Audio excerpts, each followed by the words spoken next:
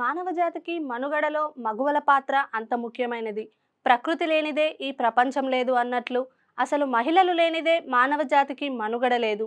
ప్రకృతి మాతకు ఎంత ఓపిక ఉంటుందో, ప్రకృతి ఎంత నిర్మలంగా, అందంగా ఉంటుందో శ్రీమూర్తులు కూడా అంతే ఓపికకు, సహనానికి, ప్రేమకు, శాంతికి, ఆత్మగౌరవానికి, ఆత్మ సౌందర్యానికి ప్రతీకలు శ్రీమూర్తులు.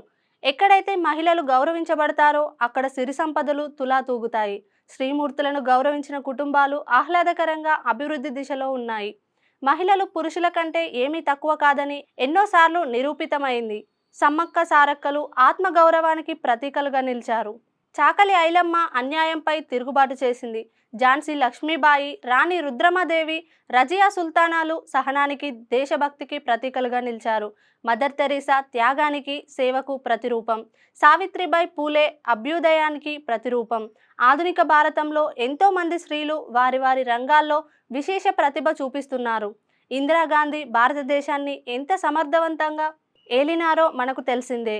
ఇది అది కాదు, ఏ రంగంలోనైనా మహిళలు తమ శక్తి సామర్థ్యాలను ప్రదర్శిస్తున్నారు. రోదసి రంగంలో జీవన్ మరణాల మధ్య కొట్టుమిట్టాడుతున్న సునీతా విలియమ్స్ కథ మన కళ్ళ ముందే ఉంది. ఉపాధి హామీ కూలీల దగ్గర నుంచి ఉపగ్రహాల పరిశోధనల వరకు మహిళలు తమ ప్రతిభ కనబరుస్తున్నారు. ఇదంతా బాగానే ఉంది, కానీ నేడు మహిళలకు సమాజంలో భద్రత ఉందా? సమాజంలో మహిళలు నిర్భయంగా తిరుగుతున్నారా?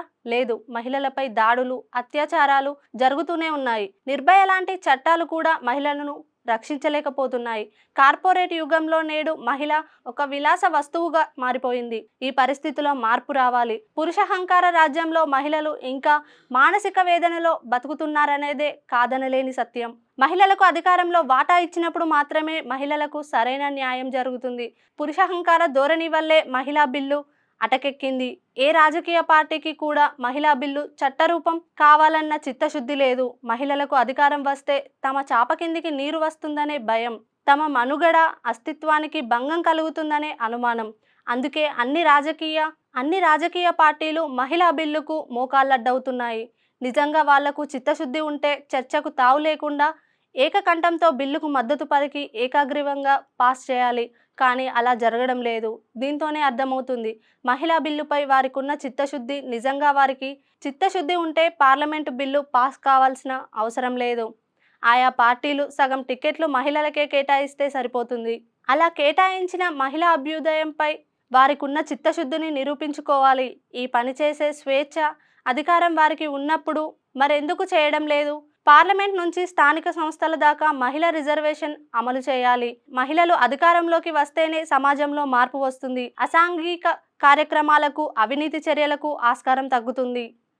ఫలితంగా ఆరోగ్యకరమైన సమాజం ఏర్పడే అవకాశం ఉంది.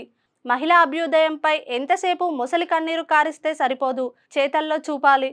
మహిళా దినోత్సవాలు జరిపి చేతులు దులుపుకుంటే సరిపోదు. చివరగా అమ్మ లేనిదే మనం లేము, అమ్మ లేనిదే కుటుంబం లేదు, అమ్మ లేనిదే సమాజం లేదు, అమ్మ లేనిదే ప్రపంచం లేదు, అమ్మ లేనిదే మానవ జాతికి మనుగడ లేదు. అందుకే అమ్మను కాపాడుకుందాం.